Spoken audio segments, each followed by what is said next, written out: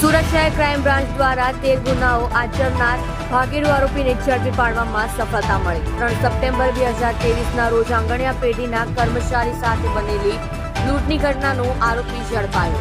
Surat crime બ્રાન્ચે આરોપી અમિત શેટ્ટીની કરી ધરપકડ। ગુજરાત આંગણિયા પેઢીના કર્મચારીને 6 લોકોએ રિવોલ્વર તેમજ ધારિયા બતાવી લૂંટી લીધો હતો। કર્મચારી પાસેથી કરોડો રૂપિયાના હીરાના પાર્સલની લૂંટ થઈ હતી। 13 ગુનામાં નાસ્તો કરતો આરોપી બાતમીના આધારે ઝડપાયો।